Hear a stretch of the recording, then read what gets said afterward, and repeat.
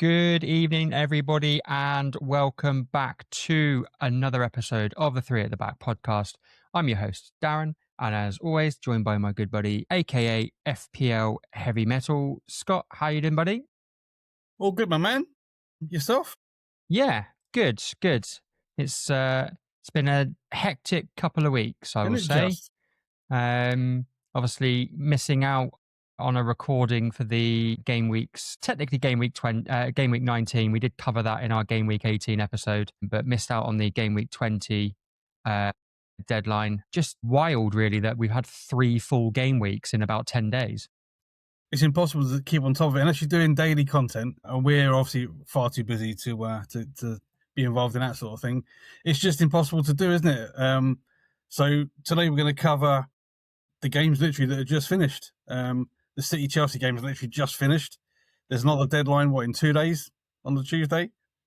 So we'll try and cover off a bit of that, bit of the news that's gone on in the last week or 10 days, and yeah, hopefully give a bit of advice on that moving forward. And then next week there's a break. You got FA Cup at the weekend, so a bit of downtime, and then we might come out with something a bit different next week. Review the first half of the season, the highs and lows, the trials and tribulations, and that. Yeah, absolutely. I think we originally kind of planned to do that at the halfway point after the 19 or 20 games had passed, but then Paul decided that he needed a week off in Las Vegas, so we're going to save it until all 3 of us are back and raring to go. He reckons he's working. I mean, that's what I heard too. So we'll kind of let him off. It's not technically a holiday. Rumors are that he's working out there, but I'm not sure. Yeah. Rumors are. Indeed. Right, let's get into it. Game week 20, as you said, is just closed off now with that City-Chelsea game coming to a conclusion. But let's wind it all the way back to the Saturday games with Villa and Forest serving up a bit of a treat for us. Goals at both ends. Villa bouncing back as well, and looking still very much like a threat to those top 2 teams in the league right now. John McGinn with 2 goals. Watkins scoring again as well. Yeah, Villa keep rolling on. Well, let's just wind it back a bit further to the previous game where Villa got turned over by Arsenal pretty comprehensively. Probably signifies their title challenge, I would think. They'd probably be up there for a Champions League spot, but I can't see them forcing their way into the top 2. Not after that dismantling. I mean, Arsenal proper took them to task, and it was a solid performance. And Villa, just couldn't really cope. But yeah, like you said, bounced back against Forest. John McGinn, 2 goals. I mean, no one's got John McGinn in their teams, have they? I mean, although he ticks over quite nicely. I mean, if you looked at his returns, he should get more of a look in people's FPL considerations than he does. Obviously, Morgan Rogers is highly owned. He only got one assist, which was a lovely 2-yard flick to the right for Watkins to finish from 30 yards. But you got Watkins in your team, and we said a few weeks ago that it was a pretty good pick. You went him over Ekitike, and as it's proved, a shrewd move.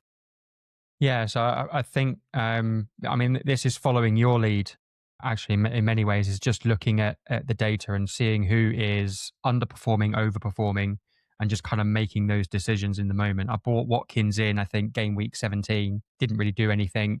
We had that chat prior to game week 18, and I said on that episode, I just feel like a haul is coming, and then saw that he was starting on the bench versus Chelsea, which I wasn't too happy about necessarily, but comes off the bench, bags a brace, and is it easily has been one of the more consistent strikers for me in that front 3 of Dominic Calvert-Lewin, Watkins, and Haaland. I think where one of them isn't performing, the other 2 seem to be. So I feel like I've got a pretty good rotation across that front 3 right now. And a lot of managers have gone off the front 3 because there are a lot of strikers underperforming. A lot have gone with the Haaland Ekitike double up. Probably the move is probably to go Haaland Watkins So if you believe that Villa are going to sustain this run of good form, scoring goals, then Watkins surely has got to be involved in that. And whereas lots of people went to Rodgers and his form's been a bit sort of indifferent in and out, Watkins could be on a nice run. You could be ahead of that curve already by having him in. Although the switch to Ekitike to Watkins is pretty straightforward, as Ekitike missed out on today's game. Rumours circulating that he was both ill and injured. So take it out what you will. I'm sure news will break in the next few days. But it's Arsenal next up for Liverpool anyway, so it might be a good jumping off point for Ekitike anyway. Yeah, I mean, it doesn't go without saying as well that prior to that Arsenal game, that long winning run that Villa had, that Watkins wasn't pulling up trees throughout that period at all. Again, it was just one of those moments where I just kind of looked at the data and saw kind of his XGI, and he was kind of massively under it. So I think now with those like 3 goals in the last 3 games, he's kind of brought himself back up onto his average or where he should be. Historically, he's super consistent. You can always put him in. I mean, people did, didn't they? Put him in from game week 1 and had to remove him because he wasn't doing anything. But you know that he's that good. Villa score goals. He's consistent. He will return eventually. It's just being patient, I guess. But quite a high price tag to sit on patience. Yeah, I think you got on him probably at the right time. So well done. Yep. Cheers. Forest, any particular thoughts on their game week this week? I think, their form feels really indifferent at the moment. They can come in and beat a team 3-0 and then just not show up the next week either. So it's been very up and down season for them. They're struggling, aren't they? They got a massive game this week away to West Ham. I mean, I've written a piece on West Ham to go through briefly because they're in big trouble. So it's a big game for both sides. A big 6 points already. Forest team on paper, when you look at it, is solid, but for whatever reason, Dyche has gone in there, not really improved them. They look at it in flashes and in spells in certain games, but the results over the main are pretty disappointing. And yeah, they're in trouble. I mean, if West Ham pick up, if West Ham beat them this week, there's only a point in it. Forest should be dragged into that sort of argument. Leeds as well, hovering just above them. So yeah, no, not for me. Forest, I've looked at their defensive assets. They're very highly priced based on their last season's form. I haven't really considered them for weeks, months maybe. Yeah, I know that Morgan Gibbs-White is probably floating around a lot of people's teams, and I think much like Haaland for City and Bowen for West Ham. Like if you're going to have someone from that team, then it would probably be Morgan Gibbs-White. But if they're not putting the ball in the back of the net, then it's a bit of a dud pick in of itself. Obviously, did score that goal against Villa and does look like probably the brightest spark out of that squad. But you're absolutely right. Like struggling down at the wrong end of the table, and that Tuesday night game that kicks off game week 21 against West Ham is massive. It's huge for both teams, yeah. Yeah, I mean, West Ham especially will want to react. Well, I mean, certainly the fans will want a reaction after this weekend's game. Obviously, we're going to get into that in a little bit more because we want to talk a little bit about Wolves specifically with regarding that fixture. But yeah, certainly massive game for both teams. Brighton beating Burnley. Burnley's away form continues to be horrid. Brighton, again, picking up points where they need to without being overly flashy. Mm-hmm. My difficulty with Brighton right now, and I know that I had Welbeck for a little bit when he was on a bit of a hot run, and people have had Minte come in and out of the squad. I don't think you can really tell like who is actually going to pick up the big points for Brighton right now. I think it feels like it changes from week to week. They got massive rotation in that front line. Very, very hard. I don't think the same players in that front line start. I mean, Minte missed out again this week. Reports he's picked up a bit of an injury. Coma's come back in from injury. So maybe if he gets a run of games, he'll be the choice because historically he has been their main threat. I think if you go in Brighton, you go in defensively. Van Hecke is good value, 4.5. They're starting to keep clean sheets. Verbruggen in goal looks pretty solid. And they're both nailed. At least they're not being rotated. So if I was looking at Brighton, I'd probably look at those two defensive assets more than... I did look at Diego Gomez very briefly. He comes in very cheap. I think he's about 4.9 million in that midfield as that fifth midfielder. But again, he's in and out of the team. His position changes from some week he's the number 10, and then he's drifting back to play number 8. So yeah, I'd avoid all Brighton attacking assets, to be honest.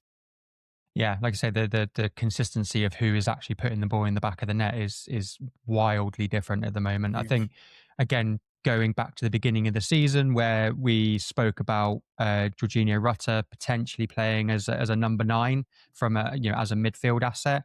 Again, like he has picked up a couple of goals over the last couple of weeks, but whether or not that's going to be a consistent run, and whether or not that he's then dropped for Welbeck, or Welbeck starts getting more minutes again after this kind of heavy period of fixtures is over. Like it's anybody's Who knows? guess, isn't Yeah. it? Burnley obviously struggling away from home again, struggling in general. Really, I think they're definitely in amongst that group of teams at the bottom, as you say. Wolves, West Ham, Forest, Leeds are kind of in and around there, but I feel like Leeds are picking up really important points at the moment. Well, Burnley got to be very careful not to be cut adrift.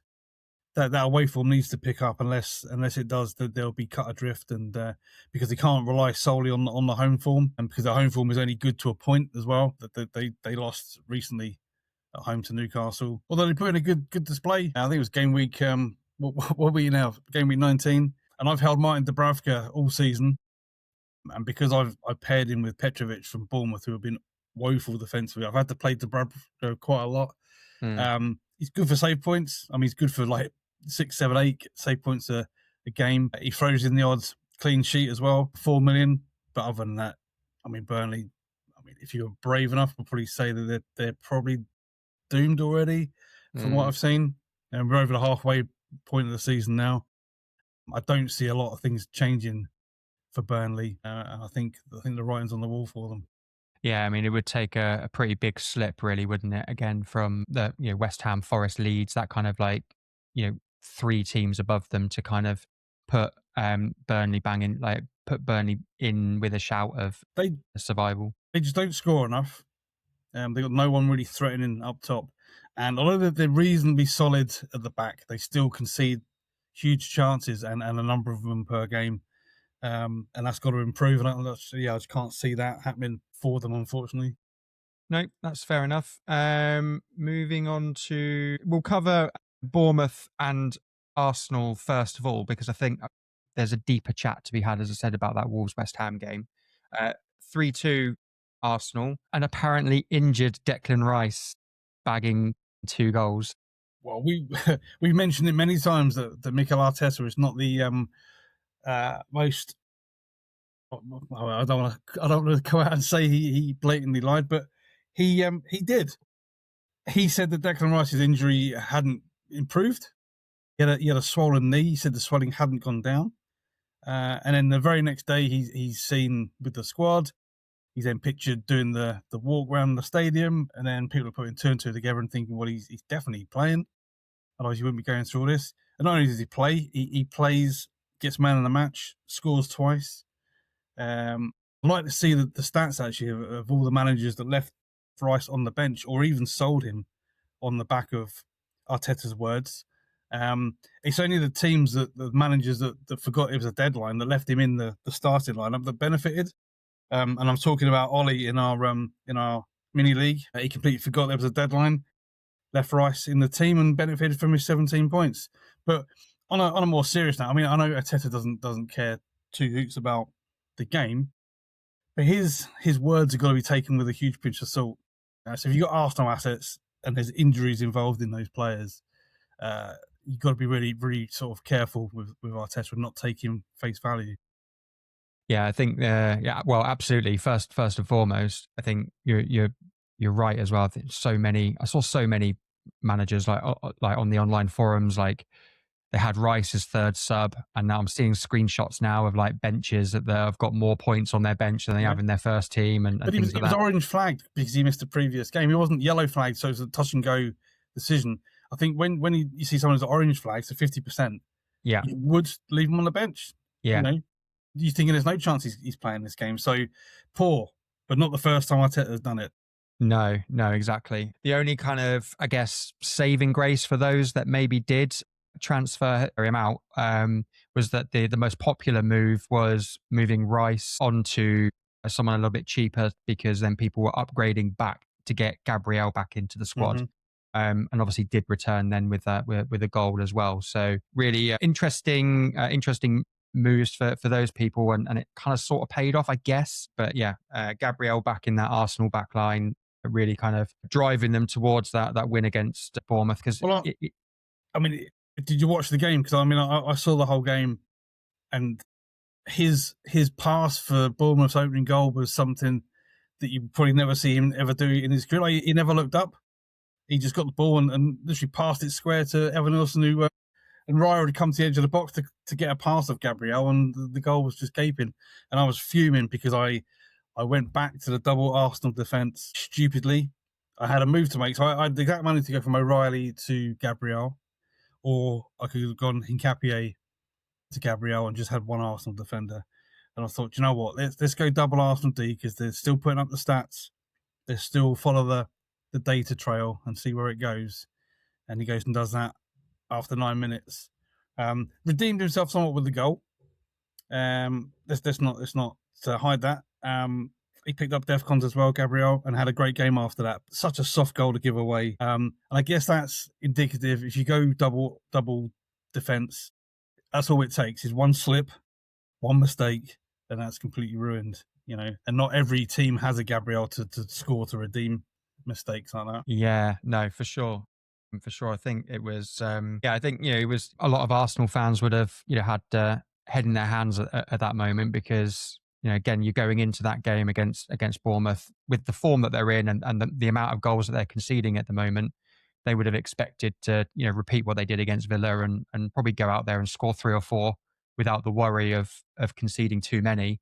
And in the end, it actually ended up being quite a nervy sort of last 10 minutes for them. Bournemouth are excellent. There's a stat that they got the highest percentage of the press winning the ball up in the highest third of the pitch. And that's where the goal come from, really, because the press they put on, the little traps they set in the midfield, it stops all the passing lanes from Gabriel to pass into. And so it wasn't solely his fault. It was more Bournemouth setting up like little traps and closing off passing lanes for him to slide the ball through. But they were good value, Bournemouth. They're unlucky, I think, to have lost the game. I mean, Arsenal were good too. It was a great game to watch. And I think a real signature for Arsenal in the title race, because to come through a game like that at the Vitality, where Bournemouth are really strong, I think is a indication that they can mix it. They can score the goals, they can defend, they can rotate because there was players missing, and still get the win, which is obviously all the signs that you need to win the title. Yeah, for sure. Absolutely. Yep. Okay, great weekend again for Arsenal fans. Not so great for West Ham fans. Circling back around to that last game on Saturday. Wolves' first win of the season, bearing in mind, it's the 3rd of January that's coming. It's been a long old wait for Wolves fans. Well, the worst start in Premier League history. I think it's the worst start in about 100 years for any team. Get your first win in the 20th game is madness. I saw a funny meme actually that said that we thought that Wolves were the worst team in the league. It just happened they hadn't played West Ham yet. I thought it was quite funny. I mean, on the game itself, Wolves completely dominated it, and 3-0 up at half time. And West Ham put in one of the worst performances I think you'll see. No shots on goal. Next year, 0.25 against the worst team in the league, and not just the worst team, like we said, one of the worst teams that we've seen for a number of years. And that's no disrespect to Wolves, that they have tried and they have looked better in the last few weeks. Rob Edwards is getting more out of the players than previous. They're very unlucky the previous week not to get a win against United, and then they pushed Arsenal the other week. A late own goal. Stopped picking up a point there. So they have showed signs of improvement. I mean, I've got a list here. So they've got 6 points. I reckon they need 36 to stay up this season. So they're 30 points short of that. So that's 10 wins. Yeah. 10 wins from the last 18 games. Sounds a tall order, It's going to be some run, isn't it? isn't it? Isn't it? I mean, we know the history and the stats of previous seasons. They're gone, haven't they? I mean, they're not going to get Yeah, I 10 think wins so. from Yeah. 18 games. But for West Ham, putting in a performance as bad as that, surely Nuno is under pressure. He's only come in, replaced Potter, after a few games of the season. West Ham fans are up in arms. I listened to TalkSport the other day on the way to work. It was like a phone in, and one chap was crying. Yeah. After this performance. I mean, it's bad. I think this January window for them, this transfer window, is very, very important. They need to sign the right players to get them out, because I think that squad of players will take them down. I think it's always interesting though, isn't it, that we revert back to, like transfers need to be strong and they need to bring the right players in and things like that. But then you look at the players that they have brought in over, let's say, the last sort of 3 or 4 windows, like they've been like pretty strong players. I would say maybe the last summer window wasn't the strongest, relying on bringing in the likes of Callum Wilson and things like that. And no disrespect to players like Callum Wilson, but we know his history with long-term injuries and things like that. Like he's not really been the same player that he was sort of 3-4 seasons ago. Like these are like the players that they have brought in the past are players that have performed like really well for the teams that they've bought them from, in the leagues that they've brought them from, and then just for whatever reason, like they get into East London and they're not the same player at all. I think the merry-go-round of managers definitely doesn't help, and different ideologies and things like that. I think they've probably had, counting back, maybe 4 managers probably in the last 12 months, something like that. You got Potter, Logotegui before him. Yeah. We're on Nuno now. Nuno's now under pressure. He could very easily lose his job very soon. Yeah, so you're on 3 in just the last season. Yeah. The last calendar year. It's crazy. Something that right at West Ham. I mean, Max Kilman was a big money signing for them. Looks a shadow of himself, and he was being booed by both sets of fans. Obviously, West Ham signed him from Wolves. Every time he touched the ball, both sets of fans were booing, which is poor, I think, from a West Ham point of view, because you got to obviously get behind your team. And I just see them banging trouble. We highlighted them before a ball was kicked at the start of the season, said that they could be one of those sides be dragged into it. We also highlighted Wolves as a team that could potentially be brought into it. I never thought that 2 of them would be dragged in. I thought one of them could be, but with Sunderland and Leeds playing really well and picking up points, it looks like the 2 of the more established Premier League sides will go down this season. And I say, unless West Ham do sign solid in this window and get the right players that hit the ground running, I can't see any other outcome apart from relegation for them. Yeah, no, for sure. Let's cover off the really obvious reaction that we might see from FPL players in terms of, we always see like the knee jerk of like, oh, someone's scored or they've played really well in game week, so that must mean that they're going to be great for the rest of the season or whatever. Get them in. Like, are you seriously, or should anyone be seriously considering Wolves' assets going forward? Is there anyone there that's, as you said, they've performed better over the last 3 or 4 weeks? Is there anyone really there that's kind of driving that? Well, there is one player, like I mentioned, about a lot of managers coming off the 3 forward formation. If you want a bench riding forward, or someone that's playing. So you got the young lad they brought in, Mane. He's an academy graduate. He's 4.5 mil, 1 goal, 2 assists in his 3 starts. He's 0.3 owned, so no one owns him. And what I've seen of him, he looks a player. Very lively, scored, got an assist. So if you want to have that 3-man attack, go Haaland, go Watkins, and a third, just to rotate on and off, I would look at Mane. Doesn't matter if Wolves are getting battered. If he returns in a 4-1, like we always mention, he's likely to do that. He looks a real live wire. And he's come out of the academy, so he's come out of nowhere. I don't think even Wolves have been talking about him, really, because they got Strand-Larsen and Tolo, who's a big money signing in the summer. Neither of them have hit the ground running this season. And this lad looks the real deal. So, yeah, I would look at him, seriously. I think, if nothing else, that he would fill that Mark Gu spot that most people have got Mark Gu in. Well, exactly. Anyway, at least then with this player, that he's going to be getting game time and minutes like consistently and regularly. Game times, and now he's getting returns. Yeah. Yeah. Okay. No, cool. Good highlight. Okay. Sunday's games. Leeds 1, Manchester United 1. It doesn't get any better for Amarim's United, does it? Is it ever going to get better? I just can't see that it will, to be honest. I think, I'm really, really surprised that, again, that kind of pressure on Amarim, like the talk of him being booted, disappeared throughout that. I think it was was it like 4 games, wasn't it? It was a 4-game winning run. United Strand had the Barbers Clippers at the ready, and it hasn't happened again for him since.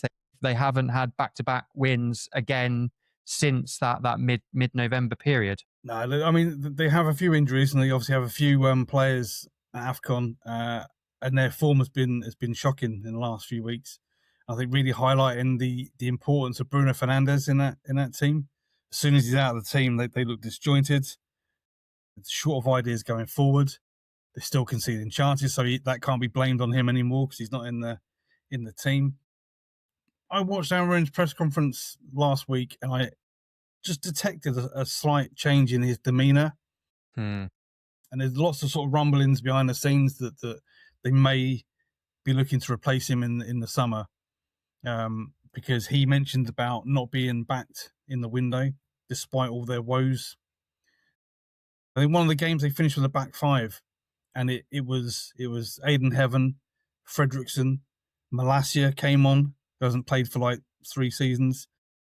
Oro and Martinez was the back five they finished with, and they were chasing the game against Newcastle at home, and he finished with a back five of that.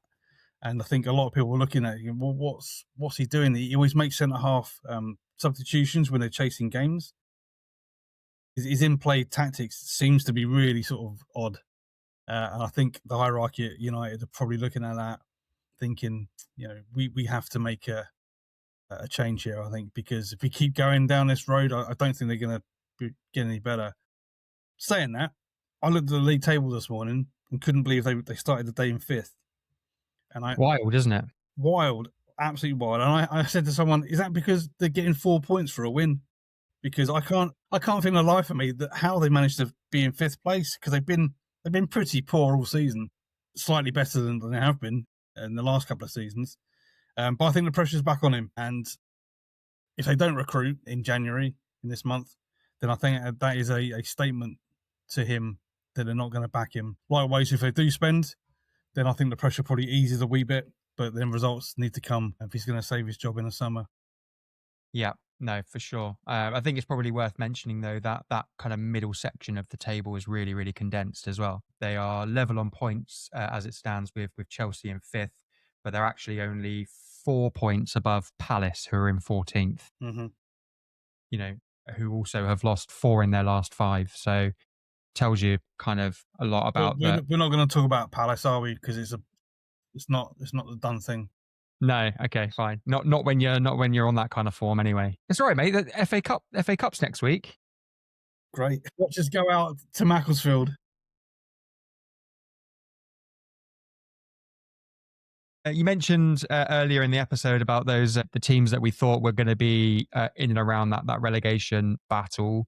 I think we all unanimously agreed that Brentford would be one of those teams. Nothing doing so far. I think they had a bit of a sticky start to the season, but they've picked up and shown that they are definitely still a force to be reckoned with in the Premier League, beating Everton 4-2 away from home. I mean, it just shows you that if you do sell your best players, that you can still perform, providing you all work as a team, providing the structure and the instructions given are clear and simple, and you play your players in their best positions. I mean, Thiago hat-trick today, which is ironic because most managers removed him from their teams to get in Ekitike. That was the move. Some kept Thiago in to have that of him, Ekitike and Haaland. But today's was his first goal since game week 13. So you would have had to have suffered 7 blanks in a row. I think a lot of managers would have lost patience with that. Removed him pretty soon, and then he scores a hat-trick away at Everton, which is weird because Everton have been pretty solid at the back. Brentford tend to score goals at home more than away. Yeah, so a great result. They're not going to be relegated. They're far too good for that. They probably amassed too many points already. And what a great job Keith Andrews has done. We were unsure at the start of the season, brand new manager, no experience whatsoever. Brentford always seem to do things their way, and it tends to always work because they are quite diligent in their decision making. They're very careful with it. And although we were skeptical of Keith Andrews, they clearly knew he was going to come in and do a good job. Yeah, yeah, absolutely. You gotta praise the hierarchy at Brentford. They're definitely doing things differently, and they're doing it potentially the right way as well. They're producing a sustainable club that sells players at high value, and then replaces them with players that they seemingly know before anybody else are Premier League Yeah. ready and good to go. So yeah, fair play I to mean, them. so we discussed United just now and West Ham as well previously. Is it only good recruiting if those recruits work, or is it then seem to be poor recruiting if they don't work? I mean, where's the balance here? It's an interesting point. I think that the difference with what Brentford are doing and have done for quite some time now is that they've always picked up players based on data and Mm-hmm. evidence. Yeah, yeah. They've never gone out and bought a big money name because they had a good season last season. Like, it's always been based on, past completion percentages, recoveries. Like, they are all in on that XGI and per 90 stats and everything else. So that's why they're picking up the players that nobody has ever really heard of prior to them arriving at But Brentford. they're buying players for a system, and playing them in their right positions, aren't they? They're not trying to do what Amarin's trying to do at United and trying to shoehorn players into positions that's madness. Playing Ahmad at wing back and now he's playing Dorgu as a right winger. It's crazy stuff, isn't it? I think that's the difference, isn't it? You're buying players to play their position. Yeah, yeah, absolutely. I mean, we'll let the Ahmad one slide on Amarim, because Ten Hag was the first one to play Ahmad at right wing back, and it seemingly worked as well. How But did it work out for him? well, yeah, indeed. Playing players outside of their most comfortable positions. Like, obviously, it's a no brainer. Don't do that, because that you're not going to get the optimum performance from them. I think what Brentford do really, really well, as you said, like, they look at those players, they go, okay, what are we really missing? Okay, we're missing a solid number 8. Let's go and look in Denmark for like Mm-hmm. the best number 8. And then they'll pick them up and bring them in, and actually, for the most part, they're Premier League ready, because the job that they're doing is, regardless of whether they're getting them from the Danish Super League or from La Liga, the job that they're doing and have done is exactly the same. It's pick the ball up, head up, 5 yards to the left, 5 yards to the right, 5 yards forward, and that's all that they really Oh, that's care. required, yeah. Yeah, exactly. That's all that's required of them. I mean, Jordan Henderson coming back to the league, I had doubts that he could still do it. He's been one of their best players. Keeps it simple, experienced head. Yeah, like you said, and they obviously looked at his data from previous seasons and thought, well, he can still do it. Well, the thing is, like, his trip to Saudi obviously was ill advised on his behalf, and he got out of there as quickly as he went in.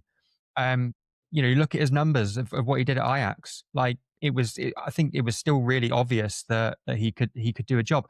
In fact, actually, I'm very surprised that he didn't end up back at Sunderland. I know that obviously it probably would have coincided with the Xhaka signing, and Yeah, Xhaka's exactly. Yeah, worked out really, really well there. But I'm very surprised that Henderson wasn't at the top of the list ahead of Xhaka in many respects, because yeah, the numbers are definitely still So, there. my next question is why can't other clubs, the West Hams, the Man Uniteds, for example, look at clubs like that? Brighton, another great example, Brighton, a and great example, yeah. follow suit. What is it not as easy as that, or do you think clubs like United, obviously fishing in a bigger pond, they're looking at higher expectations throughout the season? I don't know, maybe more money. Maybe money comes into it. They haven't got to cut corners and save and buy bargain basement players. Well, I mean, Is there other things at play? that's not necessarily true for United, though, is it? Because we know that they're on the breadline financially. So Jim Ratcliffe's come in and cut all sorts of things off the off the wage bill for various different reasons, because he said that, you know, United were on the verge of going bust. So maybe actually that route to finding great Premier League quality players is probably something that they should look at. I think the bigger play here for me is teams like Manchester United, teams like West Ham United. I feel like there's a fan pressure and a fan expectation to sign big names and recognize names. I think if a team like West Ham was to sign, I don't know, I'm going to use a random example, but like if they picked up Mikkel Damsgaard like three seasons ago, don't think the fan base would have been all that excited by it, and it wouldn't have. Use Jordan Henderson. They bought him this season. Yeah, I don't think, because West Ham and Manchester United consistently are looking at the commercial value of who they're bringing in. They're not necessarily looking at the results value. What West Ham's board and what Manchester United's board now are doing and have always tried to do is sell tickets. And you can't sell tickets if you're not bringing in big, exciting names. That's the crux of it for me, I think, personally. Unfortunately, 9 times out of 10, it doesn't really work out.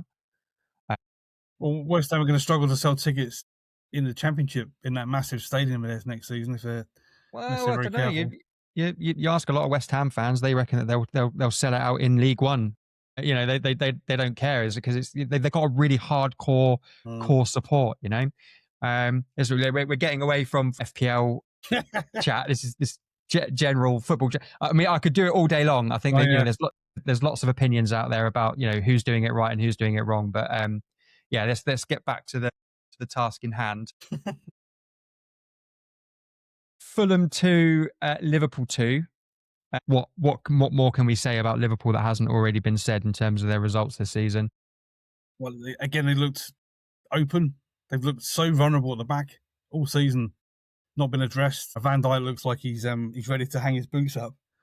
But they were unlucky today. They scored their second goal in the 94th minute. Gakpo, who stepped in up front for Ekitike because he was missing, only to be done by an absolute howitzer from Reed in the 97th minute. But this is Liverpool. They haven't been putting teams to bed when they've been on top. They've been struggling to create like good chances every game. And that vulnerability at the back has come back to bite them game after game. And as a Van Dijk owner, I brought him in for that beautiful run of fixtures. You remember 6 weeks ago, we highlighted their great run, 2 clean sheets in that run. And it's not enough. 6 million rated defender. It's not enough. Arsenal next week. Then they got Burnley the following week. So you have a decision if you have Liverpool assets. Do you play them against Arsenal? Do you bench them because you want to keep them for the Burnley game? And I think that after that, that's them gone. Yeah, no, that's it's a fair shout. I think definitely right to highlight those fixtures, and definitely think Van Dijk potentially. I think we did mention a couple of weeks ago that Connor Bradley was going to sit into that right back spot, and that seems to have come to fruition over the last 3 game weeks. Couple of attacking returns for him as well. I backed Frimpong over the last 3 game weeks. He's done reasonably okay. Again, 2 assists in the last 3 games. Did he come on today? Do you know? He did. Yeah. A bit disappointed to see him start on the bench. He came on with 15 or so minutes to go and set up that Gakpo potential winner, which obviously, you know, we now know wasn't the case. But yeah, a couple of returns in the last 3 games for Frimpong as well. I think you're right. I think, you know, do you now look at the likes of Van Dijk and if you've got Bradley, if you've got Frimpong, like, are they valuable assets for that Arsenal game? Probably argue Van Dijk certainly is the least valuable of those 3. Bradley and Frimpong at least have attacking returns to kind of fall back on. But yeah, but for inverts, two goals in the last 3 games for him. Yep. I think that's probably the shining light for Liverpool over the last 2 game weeks, is that Florian Wirtz, something seems to have clicked in the last 2 weeks. Not too sure what, but yeah, maybe it's Arsenal fixture, maybe a bit early to bring him in, but certainly looking at that Burnley fixture, it's not a bad shout. Like it was at the beginning of the season, 7 million at the beginning of the season was a potential bargain for. Liverpool are a strange side because they've gone into Europe and given their best displays against the best in Europe. Putting a great performance the other week against Inter Milan and shut them out. So I wouldn't be completely surprised if they do the same to Arsenal. But on the basis of what you see against the lesser sides, you wouldn't be too confident they would shut Arsenal out. So I plan to keep Virgil, but bench him for the Arsenal game, and then bring him back for the Burnley game. And then depending on what happens in that game, if they concede, he will definitely be leaving my side for good, because that's his value for money, like you said, is not there. Because you've got 2 Arsenal defenders as well, right? I did. So you're transferring one of them out for game week 21. But when we get onto that, I'll show you. Yeah. All right. Yeah, fine. I've lost patience with the double Arsenal defense. Okay, fair enough. Because I was going to shoot a shot and say, on the stream that I think there's potential for that game to be 0-0. Well done. And I think like Van Dijk and Gabriel double up's probably not a bad shout. Well, then people have got XTK in their teams, haven't they? So if you call a 0-0, I mean that means he's blanking. No one's going to be benching him. So yeah, Be interesting to see what happens. Cool. Couple of other games to cover off. You said you don't want to talk about Palace, but unfortunately, I've got to talk about Bruno. Back-to-back double figure hauls for Bruno Guimaraes. I think that's 6 now for the season, and all of them have really come in pretty much the last 10 game weeks. So yeah, if you're not on him already, if you haven't been following the hype train I've been driving for the last sort of 10-11 weeks, and now is the time. I think tactically, eye test wise, data wise, everything's kind of lining up. It's showing that Bruno G is the man. I wanted to have a real stacked 5-man midfield, and I've got Xhaka in the 5th place at the moment, and I've been looking for weeks, and I keep looking at Bruno G and just looking at his data and going, his data is terrible, and then so I'll ignore him on that, and then he'll go and score, and he'll do nothing for 2 games, and he'll score again. So he ticks along. So as that 5th midfielder, he's the perfect choice, and why I keep avoiding him, I don't know. It's probably because of you, to be honest.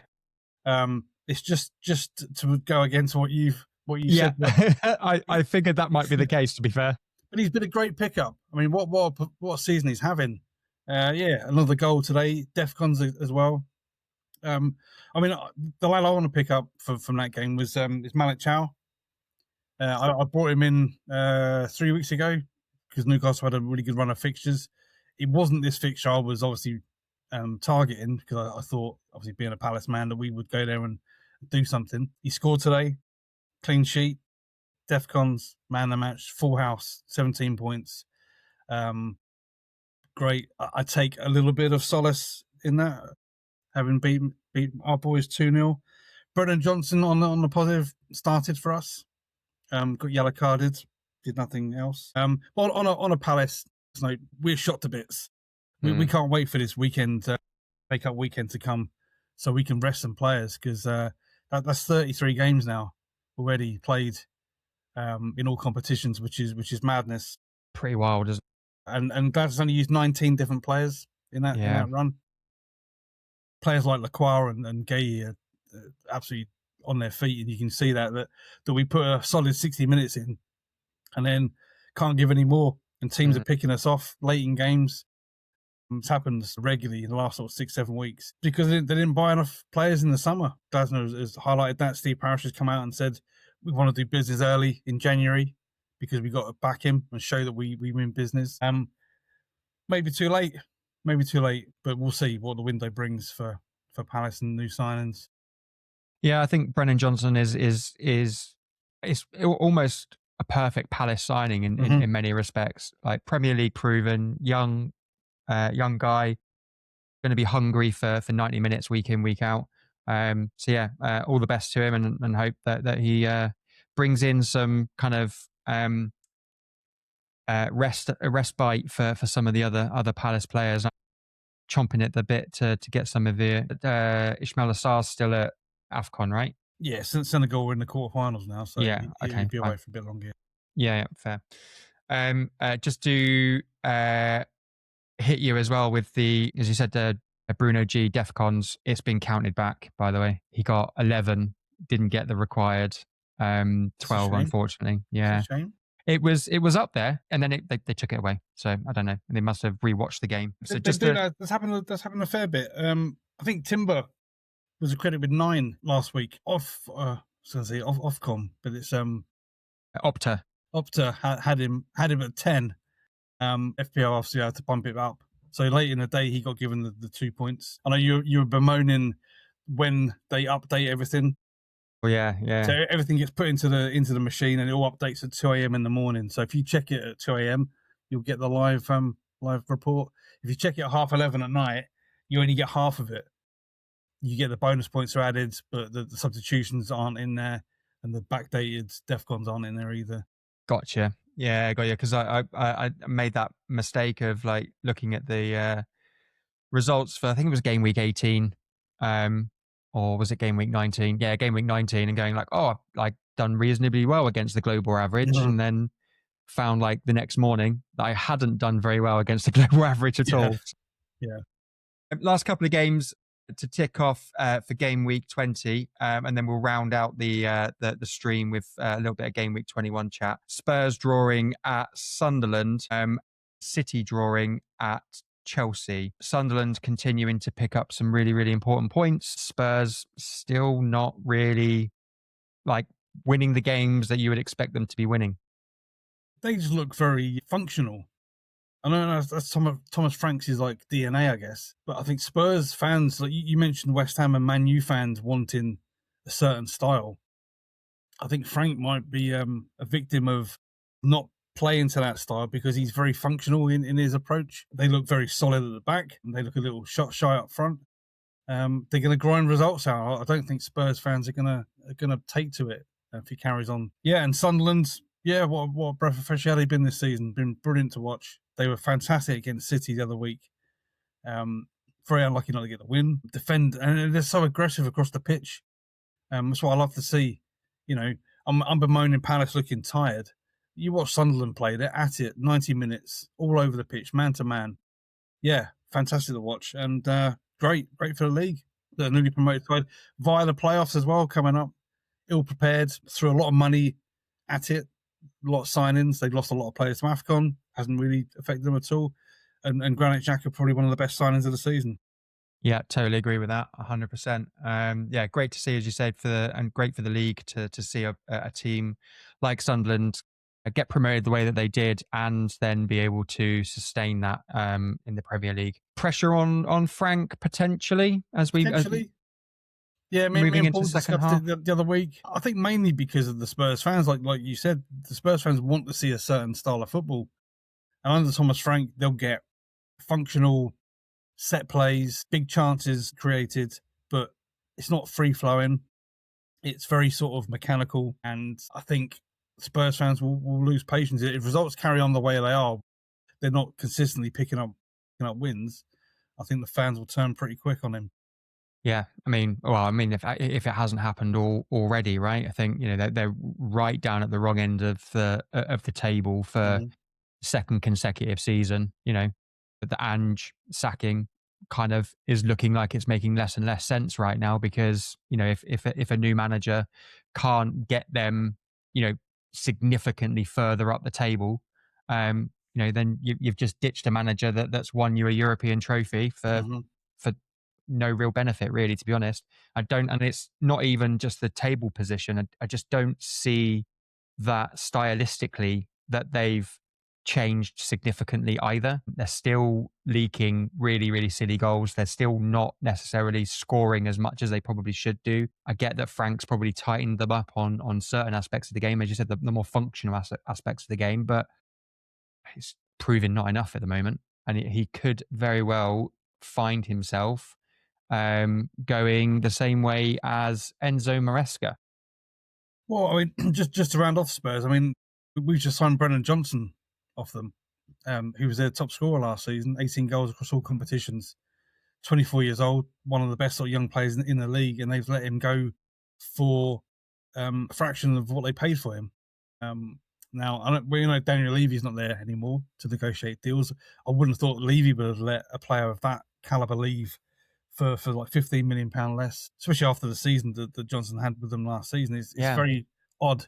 Obviously, Frank doesn't fancy him, which is why they've let him leave. He wasn't getting game time under him, which is obviously Palace's benefit. But I think it shows that Spurs maybe are a different proposition without Daniel Levy being there, which, maybe to their detriment. Yeah, for sure. I think, like you say, that transfer alone is very kind of problematic from bringing, like, banking on a young talent like that from Forest, right? We came through from Forest. Yeah.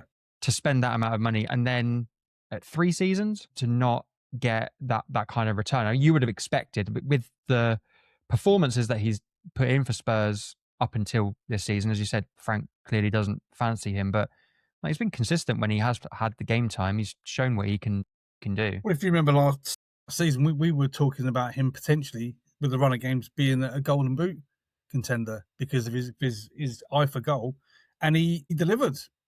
18 goals across all competitions last season is a fantastic return for a player that's not an out-and-out striker. I read loads of Spurs fans really, really disappointed with their business on this. You couple that with their poor performances, lack of results. Yeah, the tide, you can sense it, can't you? If things don't pick up soon, you can sense that wave of calling for Frank's head is on its way. Yeah, for sure. Probably the same question as what I've had with regards to some of the other sort of poorer performing teams in the league. Are you monitoring any assets from Spurs right now? Is there anyone there that's kind of, again, big fish in a small pond, so to speak? Nobody. No, I haven't considered Spurs assets since I owned Kudus back at the start of the season, and he's gone off the boil. I guess if Solanke returns soon, and be looking for that striker position possibly, but you need to see him have a run of games and show a bit of spark. Other than that, there's no one on the Spurs front. No, not at all. Okay, fair enough. I've just seen Richarlison pop up on the score sheet a couple of times. Just wondered what your thoughts were on what I was him. saying is, if Solanke's back, then obviously Richarlison's minutes will be completely reduced. Solanke's the one I'll be watching, just monitoring that he's due return any sort of game week now. Other than that, no, I'm not interested in Richarlison because he's still only getting sort of 60 minutes anyway. Yeah. All right. Fair enough. Final game of game week 20, City versus Chelsea. 1-1 it finished. It's the first game post Enzo Maresca. Bit of a weird sacking in my mind, to be honest. I get that there was a bit of discontent over kind of tactics and substitutions and things like that.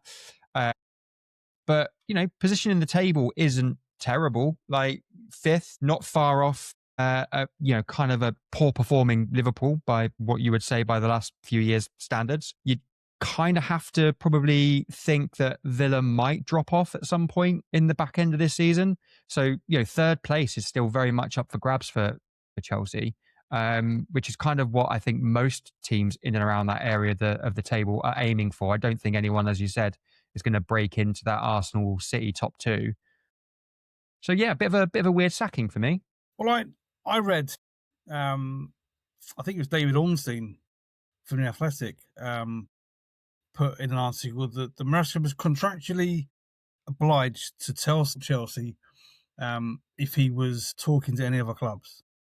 Right. And he apparently went to them on 2 separate occasions and told them that he was been in contact with Man City, because there's plenty of rumours sort of circulating that this would be Pep's last season at City. Probably because he sees those charges racking up and thinks, well, now's probably the time to I don't know, just putting 2 and 2 together.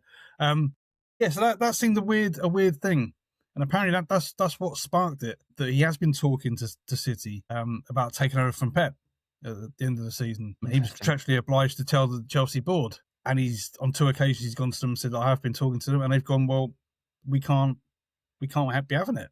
And that's when the relationship started to break down. And they haven't been playing brilliantly either, although league position is okay. But we had a bit of back and forward in our group discussion with the money they've outlaid. I think they're looking at the titles at Chelsea. Mm. And finishing third, finishing fourth is not an improvement on last season. Todd Bowley obviously wants a return on his investment.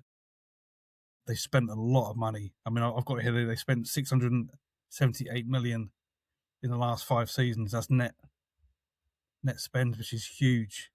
You know, to not be in the title race, which I don't think they are realistically. It's a lot of money to spend to not be considered in that top 2. Yeah, you add it all together. I don't know who they get in. I mean, they're talking about Liam Rosenior, just a young fella on his managerial sort of start out in Strasbourg, doing a good job out there. Who knows? I mean, Chelsea are law to themselves, really, aren't they? They're run completely differently to any other club, and it's hard to sort of get your head around what is going on. Yeah, absolutely. You were talking about kind of return on investment, though, and that triggered a written piece that I saw earlier today that suggested that Maresca had lost control of picking the first 11 and the subs bench, and had been given directives of which players to sub in and to give game time to, because they'd invested in certain young players with the idea that they would be sold for a profit. I don't know how true that is necessarily, but when you look at the strange pattern of substitutions that Maresca has made, particularly or sort of more so over the last sort of 6 or 7 game weeks, it kind of maybe holds a little bit of weight. I don't know if it's like tinfoil hat sort of stuff, but Ted Bowley wants to get a return on investment on his £600 million net spend. Winning trophies isn't necessarily the way that he's going to get it. It's going to be selling the likes of Esteval for 100 million. Mm-hmm. It's going to be selling the likes of Cole Palmer for 100 million. It's going to be selling, Byron Gittins, for 60, 70 million, provided that he's got game time and stats to back it up. I mean, there may be something in that.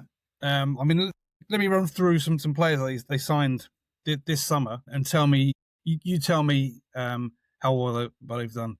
So they signed Buonanotte from Brighton for 25 mil. I mean, you tell me if you think he's done well. Didn't even know that he was at Chelsea, if I'm perfectly honest. You got Garnacho signed from United for 48 million. I think Garnacho's probably one of the ones that has had regular game time and looks like he impacts the game when he's on the field. I always felt like he had that potential when he was at United. 48 million's a steep price tag, but again, maybe he is one of those players where Maresca's being forced to give him game time and play, because the idea is that if he has a good season, they might be able to shift him on for 70 million in the summer or something. Possibly. But then they also signed Jamie Gittins, plays the same position, 43 million for him. So from Ajax, they paid 38 million for him, hardly had a kick. And then obviously Delap comes in 32 million. He's been injured, probably not too fair to judge him. But that's just a handful of players I picked out that they've signed for massive money this summer that haven't really done a great deal. Mm. And then the players that they've sold, I mean, they sold Nicholas Jackson for 54 mil, Nkunku, Dewsbury Hall, Madueke, I mean, crazy. They sold him for 33 million. Yeah, but nobody rated that Madueke signing at Arsenal, by the way. I think, again, he's another one that's he seemingly impacts the game every time he plays for Arsenal, but nobody really saw that coming. Sure. I mean, even yourself, when we were talking in the summer about the Madueke signing, you weren't entirely convinced that... I just thought he wasn't good enough at that high-end level where Arsenal pushing for Champions League trophies. I still think he's not at that level. But as a backup to Saka in those games where Arsenal are probably going to win anyway, he's ideal. I just think Chelsea, you look at them, they're just, they have a strong business ethic, blueprint, what they're trying to achieve. It's madness, really. And I think any manager in that situation is going to be under pressure. And I don't think anyone's going to be there for the long haul under that sort of, stewardship.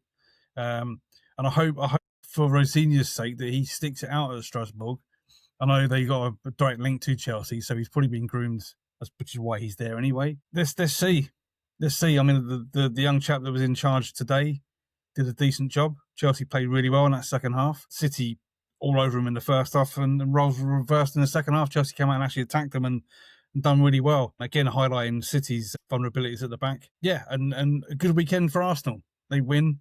and all their rivals drop points. Yeah, yeah, absolutely. Yeah, perfect week for them in many And lucky respects. for us that Paul's not around, because his episode would be running into like 3 hours with the rant he'd be on. Yeah. Well, I mean, we're getting. I think we're probably going to get close because we haven't even covered game week 21 yet. But that's neither here nor there. So yeah, I mean, we're finishing off game week 20, as I say. Arsenal top of the league, 6 points clear, 5 wins from 5. Liverpool in game week 21. So let's get into some game week 21 chat. How do you want to handle this? I don't think it's sensible to go through fixture by fixture, but let's talk about. I've just picked out 2 fixtures.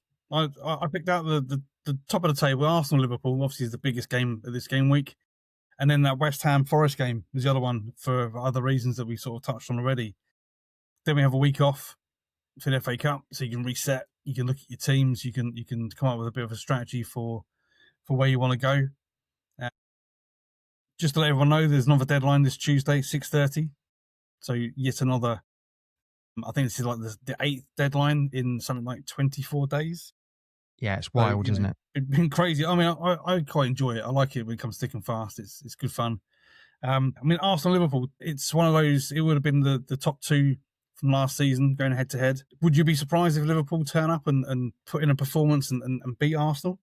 Don't know, to be honest. I feel like they're definitely capable of it, but I just something not quite right there at the moment. And it's throughout the entire squad. I mean, obviously we know what could potentially be impacting everything that's happening within the squad with the loss of Diogo Jota, sorry, in the summer, which is it's got to be weighing on them massively psychologically, which is no surprise at all.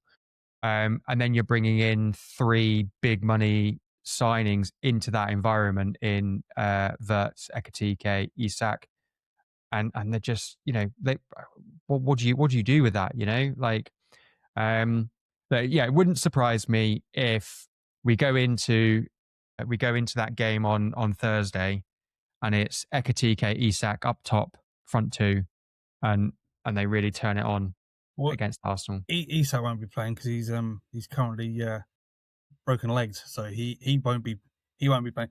And Ekitike, I mean, so obviously got ear to the ground with him, because I read conflicting reports today why he missed out. Some said that he was ill, last minute, pulled out. Others said he actually picked up an injury in the previous game, which I tend to believe more, because he was struggling towards the end of that game, so he may not even make it for that game. And then they go to Arsenal, the best defence in the land, with Gakpo as their centre forward. So they could be wildly sort of weakened. I think Liverpool's problem is that just defensively, they look soft. Every team seems to find a way of getting in often, and they don't seem to be able to combat it. And like I mentioned before, it reminds me very much of that Klopp last season that he was there. They were all guns blazing, trying to win games, sort of 4-3, and for that you need to score 4 times. I think the problem they're having this season, they're soft at the back, and they've just not been able to score the goals. And today's game highlighted it. They were the best team for much of the game, and it finishes 2-2 because they're unable to put games to bed and are unable to stop teams from scoring at the other end. So, but I wouldn't be surprised if they go there and get a result against Arsenal. It'd be typical of what Liverpool's performance have been this season against the better teams. Yeah, no, absolutely. I think you've mentioned there about the Liverpool defense being soft, and actually you've said a few times around Van Dijk just being just a bit heavy-footed as well, just not keeping up with the pace of the game as much as what he used to. He's always bowed himself out because he's been quick. I mean, me and Paul have sort of gone into Van Dijk, sort of the way he plays. He's not a great reader of the game, because he's a bit of an athlete, and I guess he's a bit like Saliba at Arsenal, where they're a bit of an athlete, they're quick, they don't have to really read the game, whereas a player that doesn't rely solely on the physicality tends to be more switched on. I think years just caught up with him. He's just not as quick as he was. He still doesn't read the game very well, and that's why you see him in positions that you think, well, why is he there? Kanate seems to get the brunt of it a lot because he's not Van Dijk. Yeah. So if Liverpool concede a goal, it must be Konaté's fault because he's out of position or he's dived in. But I think when you watch it carefully, Van Dijk's dropping deep because he's lost that pace, and he's leaving Konaté exposed. And I think you've got Kirkes on the left who hasn't settled into that Liverpool team at all. And then the right back position's been like a revolving door. Yeah. A different right back pretty much every game. So that's where the problems lie. Arsenal can definitely get at them and win that game comfortably, but I wouldn't be shocked if Liverpool go there and put in a really good performance and get a result. Yep. Okay. Yeah. No. Me either. Even if I am expecting Isak to play with a broken leg. Yeah, I'm not going to be able to redeem myself from that one. I think I just completely forgot about it in a haze of turkey dinners, and it's because the game weeks come thick and fast. You've forgotten what's happened 3 weeks ago because it feels like it was last year. It happened 3 game weeks ago, which was actually only 10 days ago. It's just wild there. It's been crazy. Complete. Yeah. The other game that you said, West Ham Forest, obviously we mentioned at the beginning of the episode, massive game for both of those two teams. Pretty much, if West Ham lose this, do you see Nuno being kind of shown the door? Yeah. At the expense of his former team. Yeah, I think it's a massive game for West Ham. They have to win it. I think they will win it. Because what I've seen of Forest, they look lackluster, and they still have that Ange defensive frailties with them as well. That they conceding goals and dice. You look at that back four that Forest have. It's solid. Good goalkeeper, really good centre halves. Again, they look really open. Elliot Anderson in the midfield mopping up. They got a solid core to that team. I think West Ham win. I think they win it. They have to win it. I think you're right. If they lose it, I think Nuno is shown the door, unfortunately. Because I really rate Nuno as a manager. I think he's very underrated. Just that West Ham role is very similar to the Chelsea role, isn't it? Any manager that takes it on is taking a massive risk for their own personal sort of name and reputation, takes a batting. I mean, Graham Potter's had to go and manage Sweden just to get out of West Ham. Big game at the bottom. For me, West Ham just edge it. Interesting. So, is there like any assets then at West Ham where you feel like if you were going to have like one shot, if you're going to be like a one and done for this game with the idea that they're going to win it, who do you think is going to be picking up the points? Well, I think there's 2 assets you can look at for West Ham. Obviously, Jared Bowen being the obvious one. Again, you go back to that formation setup that you want your teams. You got Haaland plus one other striker. Most people are going to Ekasike. You got Watkins. There is a call to go Bowen and Haaland, but I quite like Lucas Paquetá in there as well. Yeah, he's a 90-minute man. He's on penalties. I mean, he's a shyster, isn't he, really? He's such an in-and-out type player. He's brilliant one game and then rolls around on his backside for 3 games. But I think he offers good value. He's only 5.9 million in the game on penalties in a team that needs to pick up points. I think he could be a little gem that you could pick up for a few weeks. Do you know, it makes me so happy that some of the hidden gems that I was highlighting in like game weeks 1, 2, and 3 that you guys all laughed at, that we're now going into game weeks 21, and you're going, oh yeah, actually, yeah, Bruno G, Lucas Paquetá, yeah. I still haven't owned him in my own team, though, mate. No, well, that's neither here nor there. That's my detriment, isn't it? Because if I'd have been on Bruno G when you picked him up, I'd be laughing. Well, there's still time, my friend. I'm going to ignore him every week. Yeah, cool, fair enough. I think the other game that I would like to highlight in that as well is Burnley versus Manchester United. I think, as we mentioned there, that if Burnley are going to escape the relegation zone, they're going to have to start picking up points.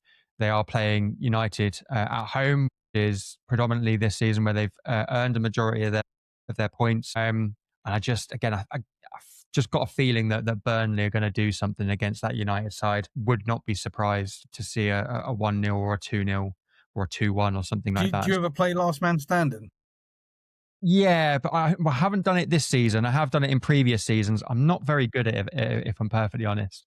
So, I mean, if you were in that, would you be putting your money on Burnley because you got to pick Burnley in a given fixture. No, so I think my one shot for this week would probably still be to target Wolves. I'd probably go Everton versus Wolves, but I just think like Burnley, it's just equal measures of like United have been so poor, and Burnley are very desperate to just continue to put like big points on the board. And again, like that back five that you mentioned that Amarim has finished the last two games with, like, doesn't fill you with any confidence at all. Terrible. That the likes of, someone like Lyle Foster might be able to just bang one in from 20, 30 yards and they'll walk away with a 1-0 win, and be one of those ones. But yeah, like if we were playing last man standing, I think Wolves would still be the team to target for me. Target. Okay. With that in mind, Everton assets, like are we still thinking that attacking assets versus Wolves is the way to go? I know that Everton have been a bit light on the attacking front in recent weeks in terms of. I think most people Everton wise have gone defensively. Michael Keane, Tarkowski, very popular.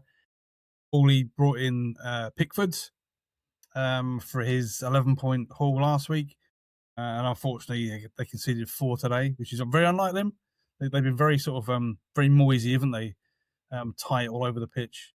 To concede 4 today was a bit of a shock. James Garner's been getting a lot of praise. We highlighted Alcaraz coming in. He comes in, plays really well, and then gets injured. And James Garner's really picked up that mantle. DEFCON animal almost every game. Takes corners. Really cheap. I think he only comes in at 5 million as well. So he could be a nice, if you got a 5-man midfield, he could be that 5th mid in there. And the strikers, both of them scored today. Beto and Barry scored. That's Barry's 2nd goal. So maybe. I mean, we mentioned Mane as your cheap 3rd striker. Maybe one of the Everton boys could fill that role as well, potentially. Yep. So just on Beto, because I did do a little bit of research before this episode. I know that will probably surprise you. You said you're having dinner up until about 5 to 9. But I was looking at like some of the data and again, wanting to highlight a couple of players that are underperforming their data, because typically if a player is underperforming data, a purple patch is on the horizon of where like that aggregates and they should come up to their average.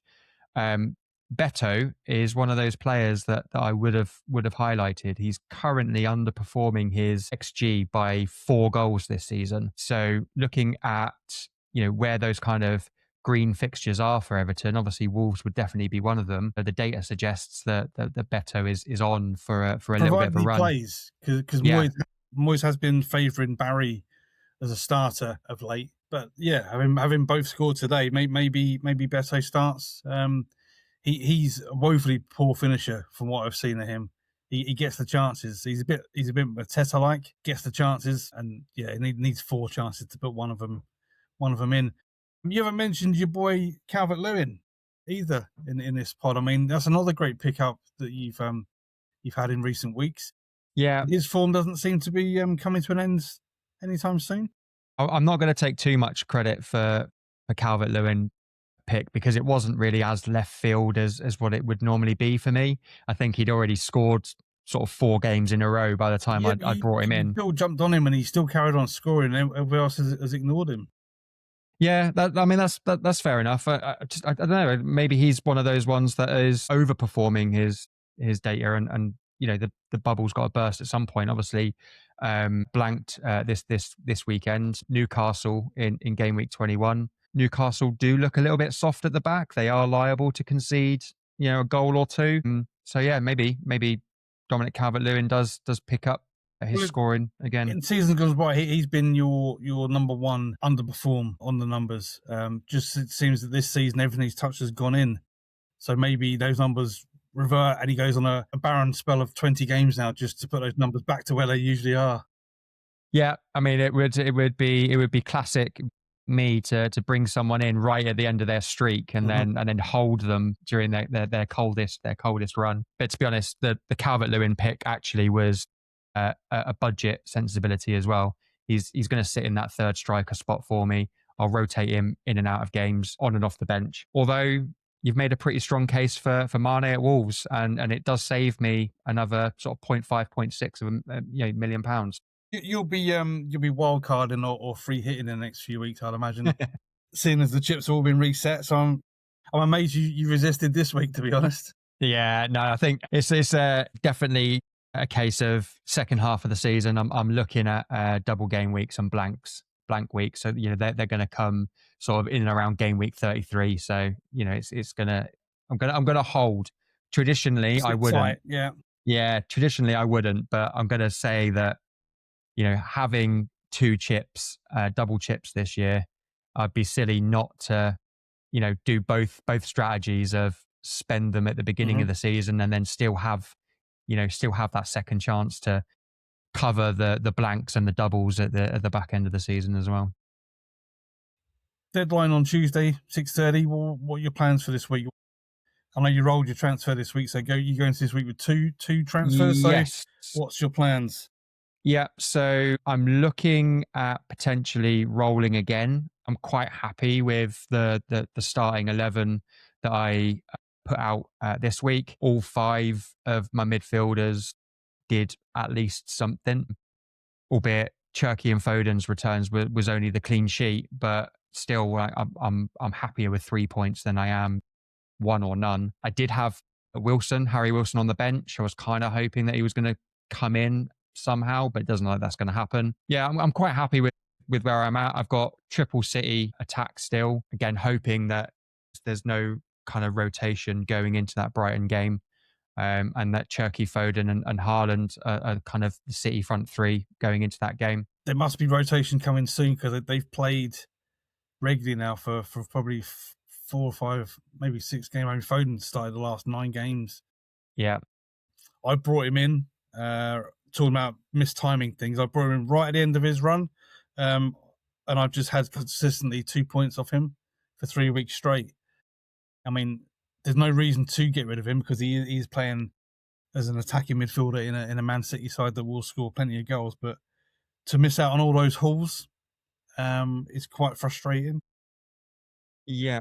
So my only plan this week, I've actually done my transfer already because I think the guy I brought in is going to have a price increase. So I've removed Nketiah because it's Liverpool this week. But I still think you could be correct with a 0-0. I just don't want to risk any double Arsenal heartache anymore. And I've brought in Nathan Collins from Brentford. 4.9 saves me a bit of money, which I need going forward because I need to improve the Xhaka position in my midfield. Brentford have still got a couple of nice games coming up defensively, starting with Sunderland on Wednesday. Yeah, nice. I think you're right. I think that double Arsenal defence is not doing you any favours. Hasn't done for quite some weeks now. I think I can't kept a clean sheet. I think maybe 2 or 3 game weeks ago, but it's been Against Everton, what they did. Yeah, one clean sheet in the last 5 or 6 game weeks. Yeah. So it's been it's not been great in terms of clean sheet value. Maybe that actually, ironically, now that you've taken Nketiah out, because obviously Gabriel's back in that squad, that the clean sheets start racking up again. I'm sticking with Raya in goal, although saying what I said about like the Burnley game against Manchester United, I do have Dubravka on my bench, so Dubravka might come in for Raya for this particular game week. I have also got Cunha in my squad and Dorgu, so I know that you've mentioned before about like playing the odds and stuff, but if it's at the back of my mind that Arsenal Liverpool could be a 0-0, then Raya gets the clean sheet, and if it's at the back of my mind that the Burnley United game could be a bit of a ding dong affair and Dorgu and Cunha are scoring against Dubravka, there's no real benefit. So I need to have a little think about that. But yeah, otherwise, I think I'm going to roll my transfer. I'm probably going to bring Cash off my bench over Gay. I think you're right that Palace players in general are a bit dead on their feet. The only reason that I'm not actually transferring Gay out, potentially I'm hoping that it might kind of improve after the FA Cup break and they have a week off, and we go into game week 22 kind of renewed a little bit. It goes for a while. There's one game a week, I think, until March, until the European games kick back in. So hopefully we'll see a bit of an improvement in the Palace performances on the back of that with the regular rests, because playing those Thursday Sundays just caught up with them. And as everyone knows, because every team that's been in that position, it's happened. The same things happened to them. Brighton a few years ago, West Ham when they were in there. You can't play every game to the standards you want to play because it's physically impossible. Yeah. No, absolutely. Okay, so my starting 11, as it currently stands, will be Raya, Ash, Dorgu, Frimpong, Cherky, Foden, Bruno G across the middle, Calvert-Lewin, Watkins, and Haaland up top. I'm very, very, very tempted to put the armband on Bruno G versus Liverpool, versus Bruno G versus Leeds. Double-digit hauls in the last 2 games. I missed out on one because I had him on the bench, stupidly, in game week 19. So yeah, I'm gonna maybe play the odds a little bit and see if Bruno G can do something against Leeds and put the armband on him. See, I look at that and go, well, playing the odds for me is back in Haaland, because he's blanked 3 games in a row. Surely he doesn't blank 4 in a row. Ooh, yeah, it's a good point. It's a very good point. The only thing that I would, for me personally, I think if I don't put the captain's armband on Haaland, my hope is that I'm covered with Foden and Cherky, because they'll likely be the one that gets the assist. So it kind of, from a points and ownership perspective, it kind of, effective ownership, I should say, and points perspective, it kind of balances out for me a little bit. I think one of those two is in danger of benching. God. I can just sense it. All right. Well, I think I've got to stick to my guns. I'm going to roll the transfer. I'm going to go into game week 22 with a three transfers, That's three good, free yeah. transfers, and then we'll see what happens. Go from there. Good. Cool. Your first 11, mate. If you want to give it a shout out before we close the episode out. If I can remember it, obviously my phone is broke. I did send it over to you. I think if I remember, I've got Petrovic in goal. Going to bring him back in because that Burnley game, I think United do score. I've got Malik Chow. I'm playing Gabriel, and Nathan Collins is my new sign-in. All the rest, I'm playing 4 at the back. I've got Saka, Cunha. Who else do I have in the midfield? I know Xhaka's on the bench. I'm playing Haaland and Ekitike if he's back up top. Rodgers is in there. They got a nice fixture against Palace. So yeah, I've got my eye on Brennan Johnson as well as a future signing. I think he'll hit the ground running for us and could be a nice little get in there before everyone else is looking at him in a week or 2. Yep. No, fair enough. It's a good shout. I think Brennan Johnson at Palace is definitely an interesting player, and I think it'd be one that I'll be keeping my eye on. Particularly as triple City attack is not sustainable going forward. I'm going to have to drop one of them at some point. So yeah, Cherky maybe down to Brennan Johnson's probably not a bad shout. Got your team up here. I did see that you sent it to me. You've recalled it perfectly. So yeah, all good. All right, mate. Well, deadline 6:30 Tuesday. Thank you very much for joining us for this little chat / ramble, I suppose. Graphicless chat because Paul, the graphic man, he's on holiday. Sorry, he's not on holidays. He's working. No. He's working. Yeah, but he's just in Vegas working. That's right. He went business class. Did you see? He said, He said he rubbed shoulders. He saw Patrick Vieira at the lounge. Yeah, and then was sat next to who's he sat next to yesterday on the flight? Bella Ramsey. There you go. We can't all be business class jet setters, I suppose. But that sounds like a proper holiday, doesn't it? Well, yeah. I suppose it's on the business's dime, though, isn't it? So you're always gonna book the best seats to everything. Good luck to him. Yeah, exactly. Right. Tuesday, 6:30 deadline. FA Cup next weekend. We'll probably try and get another episode out once Paul returns, and we'll do like a little half-year review of players that we've maybe missed out on or not, or trends that we've spotted and things like that. We'll do a full review of where we're up to that point, and then we will prepare you for game week 22. In the meantime, if you've enjoyed watching this episode, please drop a like, drop some comments for your thoughts drop your own thoughts for the half year up to this point. How are you doing? Where are you in your mini leagues? Where are you in the global ranking? Who's been your standout player? Any left field picks that have performed for you at the chagrin of your mates, and they will continue to actively avoid even though they are performing? Yeah, just let us know. Have a chat. And in the meantime, we will see you ready for game week 22. See you later.